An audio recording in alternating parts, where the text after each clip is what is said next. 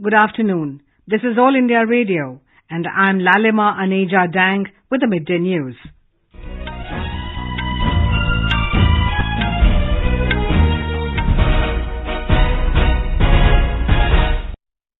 The headlines.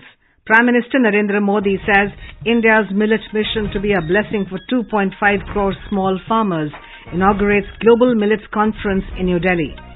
India's share in global dairy sector set to increase up to 33% in the next decade, says Union Minister Amit Shah. Second meeting of Startup 20 engagement group under India's G20 presidency begins in Gangtok. National Green Tribunal imposes a fine of 100 crore rupees on Kochi Municipal Corporation for its negligence causing fire at Brahmapuram waste plant.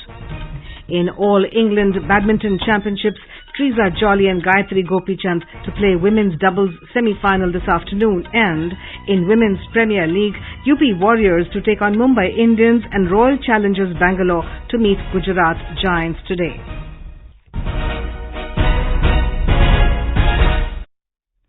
Prime Minister Narendra Modi expressed confidence that the Sri Anna will benefit country's 2.5 crore marginal farmers by strengthening rural economy through its market and associated ecosystem. Speaking after inaugurating the Global Millets, that is Sri Anna conference held in New Delhi today, he underlined that the climate-resilient quality of millets can help in fighting problems related to water crisis. Bharat में millets की पैदावार से करीब 2.5 करोड़ छोटे किसान सीधे जुड़े हुए हैं।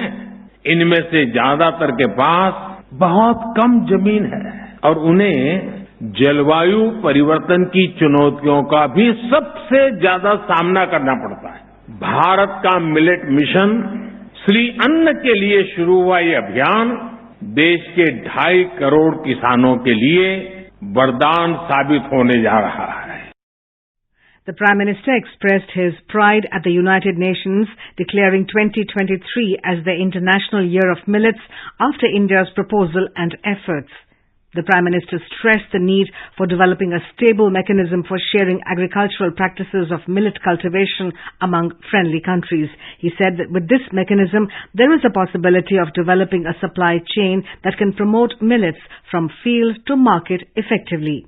Mr. Modi informed that the contribution of millets to the national food basket is a mere 5 to 6% and urged scientists involved in research and all stakeholders to contribute to increasing this percentage. Highlighting the benefits of millets, Mr. Modi said that it guarantees good health of humans and soil as it requires less water and no chemical fertilizers. Global south है जो अपने गरीबों की food security को लेकर चिंतित है।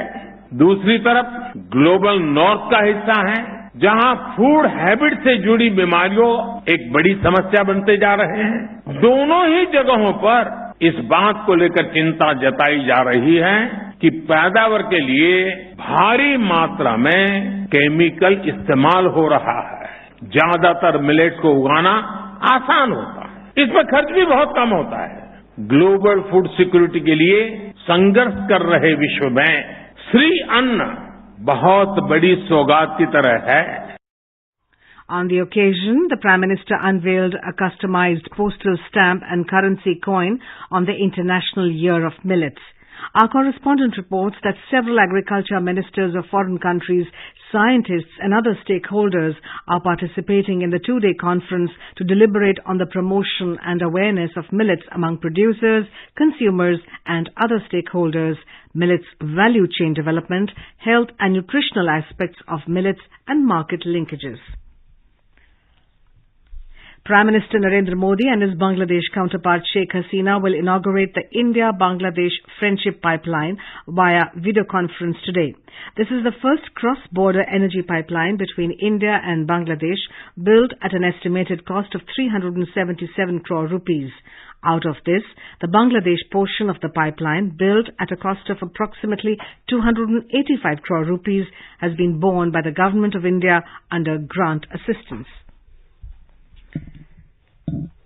Union Home and Cooperation Minister Amit Shah said by the year 2033, India's share in the global dairy sector is all set to increase up to 33%.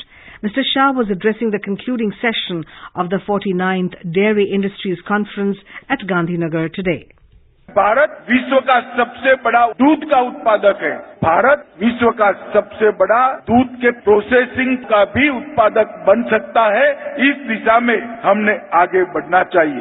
2033-34 तक प्रति वर्ष लगभग 330 MMT दूध का उत्पादन करके विश्व के 33% दूध का उत्पादन भारत करे, ये लक्ष्य के साथ हमें आगे बढ़ना है। Mr. Shah said the government is planning to establish 2 lakh rural dairies at the panchayat level across the country, which will help increase the annual growth rate of the Indian dairy sector from the current 6.6% to 13.80%. 6.6% की वार्षिक वृद्धि दर से हमारे dairy sector ने वृद्धि की है। हम NDDB को साथ में लेकर सहकारिता मंत्रालय और हमारा पशुपालन विभाग के नेतृत्व में देश में 2 लाख पंचायतों में ग्रामीण डेयरी की स्थापना करेगा। तब ये वृद्धि दर 6.6% से बढ़कर 13.80% तक पहुंचेगा। The minister also presented the Warriorz Korean Award to dairy industrialists and leaders for their notable contributions. Gujarat Chief Minister Bhupendra Patel said the state government is encouraging value addition in the dairy sector. A large number of dairy industrialists, cattle rearing farmers and cooperative leaders participated in the 3-day conference.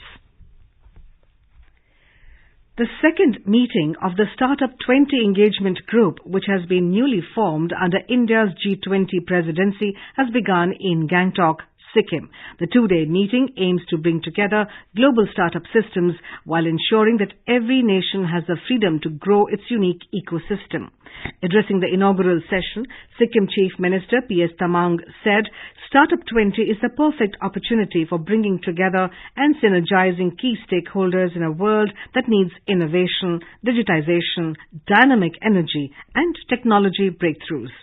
Minister of State for Commerce and Industry, Som Prakash, who was also present on the occasion, reiterated the central government's commitment to strengthen the Northeast, including the region's startup ecosystem. Here's more from our correspondent. Addressing the inaugural session of Startup 20 Sikkim Sabha, officials from External Affairs Ministry and the Department of Promotion of Industry and Internal Trade showcased the Indian startup ecosystem's phenomenal growth story and its role during the COVID-19 pandemic. The bigger goal of converging big businesses under B20, which is the oldest engagement group under G20, with smaller entrepreneurs of Startup 20, which is G20's youngest engagement group, was also highlighted. The 2-day event also offers startups showcase informal meetings between entities and Startup 20X as engagement platforms. With Diliram Dulal Saikat Sarkar from Gangtok for AIR. This is All India Radio giving you the news. For quick news updates around the clock, follow us on our Twitter handle at AIR News Alerts. The National Green Tribunal, NGT, has imposed a fine of 100 crore rupees on the Kochi Municipal Corporation for continuing to neglect its responsibilities, which resulted in a fire at a Brahmapuram waste plant site in Kochi, Kerala. The bench, headed by Chairperson Justice Adarsh Kumar Goel, awarded 100 crore rupees in environmental compensation against the Kochi civic body. The tribunal also directed the civic body to address the health issues faced by people after the waste plant fire. Following the fire at the waste dump site on the 2nd of this month, which led to a crisis situation, the matter also reached Kerala High Court. The court observed that all the rules of solid waste management were violated at the Brahmapuram waste plant. A rescue operation was launched after the fire and a warning was issued to the residents to stay indoors. Hospitals were asked to prepare emergency admission to deal with severe air pollution and its worrying public health fallout. President Draupadi Murmu arrived in Kanyakumari from Thiruvananthapuram on a day's visit. The President visited the Vivekananda Memorial Hall and meditated at its meditation hall. Tamil Nadu Governor R.N. Ravi and State's Minister for Technology Manoj Thangaraj were also present with the President. Later, President Murmu visited the Ramayana exhibition hall and also offered prayers at the Bharat Mata temple. The President will leave for Lakshadweep later. Tomorrow, she will interact with self-help groups at Kavaratti and will proceed to Bangaram Island. The President is on a 6-day tour of Kerala, Tamil Nadu and Lakshadweep. Union Minister Anurag Singh Thakur today called upon the media to create an effective mechanism to counter fake narratives and anti-India bias, noting that the fourth pillar of India's democracy is strong and vibrant. He said that media is working shoulder to shoulder for making the country a Vishwa Guru. Mr. Thakur was addressing a function to mark the valedictory of the centenary celebrations of Matrubhumi Malayalam Daily in Kochi today. The US has resumed flights of surveillance drone over the Black Sea region days after a Russian fighter jet intercepted one such drone. The incident took place on last Tuesday, leading to the downing of the surveillance drone. Two American officials said yesterday that an RQ-4 Global Hawk flew a mission to the region yesterday. Pentagon officials have been reiterating that the incident would not stop Washington from flying such missions. Well, several parts of Delhi NCR received light rain in the wee hours today, bringing much-needed respite from the humid weather. The national capital also witnessed cloudy skies and chilly winds. The Met Department said the sky will remain cloudy with light rain or drizzle in the capital city today, while the maximum temperature is likely to settle at 30 degrees Celsius. Earlier, the IMD said that most parts of the country would witness rainfall accompanied with thunderstorms till the 20th of March. The rainfall is expected over northwest India due to the western disturbance and an associated cyclonic circulation over southwest Rajasthan. Lok Sabha Speaker Om Birla has expressed concern over the damage of crops due to rain and hailstorm in Rajasthan, including Kota Bundi districts. Mr. Birla said due to the change in weather, farmers have suffered a lot. He said in this critical time, we have to stand with the farmers. He asked the district administration and agriculture department to take adequate measures to deal with the situation as soon as possible. In Rajasthan, thunderstorm rain and hailstorm occurred in many districts yesterday and damaged crops in many places. 2 people died in Pali and 1 person each in Nagaur and Udaipur due to lightning. In badminton, Treesa and Gayatri Gopichand will be up against Lee So-hee and Bai Khanna of South Korea in the women's doubles semi-finals of All England Open Badminton Championships. The match begins at 3:30 p.m. Yesterday, the Indian pair advanced to the semi-finals, defeating their Chinese opponents Li Wenmei and Liu Xuan with a final score tally of 21-14, 18-21, 21-12. In women's Premier League, UP Warriorz will take on Mumbai Indians at D.Y. Patil Stadium in Navi Mumbai at 3:30 p.m. today. In another match, Royal Challengers Bangalore will meet Gujarat Giants at Brahmapuram Stadium in Mumbai at 7:30 this evening. 3 Indian boxers will be in action today at the World Women's Boxing Championship. Preeti in 52-54 kg category, Mamboreya Manju in 63-66 kg and Neetu Ghangas in 45-48 will enter the ring for their round of 32 matches at the Indira Gandhi Sports Complex in New Delhi. Yesterday, Jasmine Lamboria and Shashi Chopra have recorded impressive wins to progress to the next round of the championships. Commonwealth Games bronze medalist Haryana's Jasmine kicked off a campaign defeating Nyambega Beatrice Ambrose of Tanzania in the 60 kg category. Shashi Chopra also put up a dominating performance and outpunched Mwangi Teresia of Kenya in 63 kg category.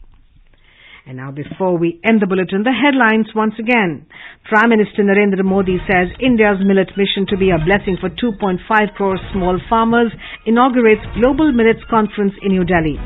India's share in the global dairy sector is set to increase up to 33% in the next decade, says Union Minister Amit Shah. Second meeting of Startup 20 Engagement Group under India's G20 presidency begins in Gangtok. National Green Tribunal imposes a fine of 100 crore rupees on Kochi Municipal Corporation for its negligence causing fire at Brahmapuram waste plant. In All England Badminton Championships, Treesa and Gayatri Gopichand to play women's doubles semi-final this afternoon, and in Women's Premier League, UP Warriorz to take on Mumbai Indians and Royal Challengers Bangalore to meet Gujarat Giants today. And with that, we end the midday news.